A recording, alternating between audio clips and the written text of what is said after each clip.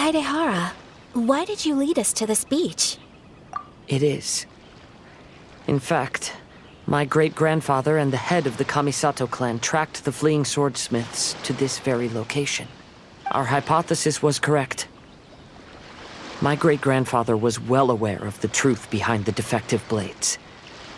And it was right here where they encountered the culprit who framed the Kaedehara clan and the Raiden Gokaden. It reads, "To whoever reads this letter, I, Kaedehara Yoshinori, have been held to a certain secret throughout my entire life. I don't have much longer in this. All those years ago, when I was pursuing the swordsmiths alongside Commissioner Kamisato of the Yashiro Commission, I was not injured by one of the fleeing smiths. Rather, it was night, and after the clues led us down to shore, I waited for the culprits to show themselves. However, there were no swordsmiths in sight, only a single eccentric stranger. This stranger claimed to be the one behind the failed forgings and said that he had been patiently waiting for us. He then threatened to destroy the Raiden Gokaden. That person was of able body, and in a blink of an eye, myself and the accompanying samurai had been defeated. Commissioner Kamisato was severely wounded, and I barely escaped death myself. My hat had fortunately blunted a blow to my head.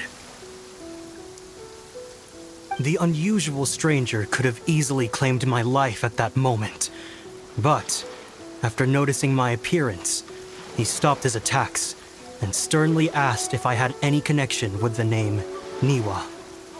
I answered that it was my father's surname, and after my father disappeared, I was adopted by the Kaedehara family. Upon hearing my answer, the stranger paused. After a long silence, he suddenly said, "Tell her this. My name is Kunikuzushi." He then turned and left.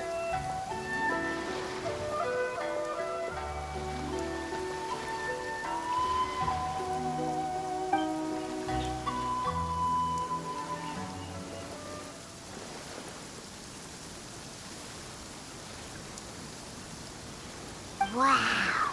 So that's what really happened. Yes.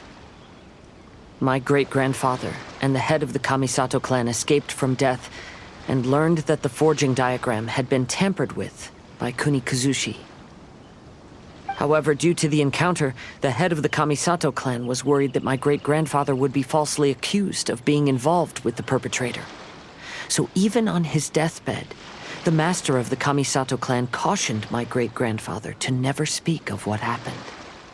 Because the perpetrator said he would destroy the Raiden Gokaden, my great-grandfather worried that the perpetrator would still return for vengeance.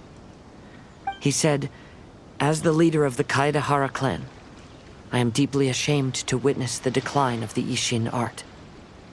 But as a father, it is my priority to ensure the safety of my children and grandchildren." Yes, that's right. If my grandpa had somehow discovered the secret behind the tampered diagram all those years ago, perhaps my great-grandfather would have told him the truth. Unfortunately, he failed to catch any of the hints in my great-grandfather's words. Miss Kamisato, it appears you were unaware of the happenings that my great-grandfather described here. What are your thoughts? I suppose the reason the head of the Kamisato house never spoke of this to the family was due to similar safety concerns. If the perpetrator was capable of tampering with even the Shogun's diagrams, and could single-handedly defeat many men, then he is not an ordinary enemy. I will discuss this matter with Brother shortly, and investigate the identity behind the one called Kunikuzushi. Rest assured, we will act cautiously.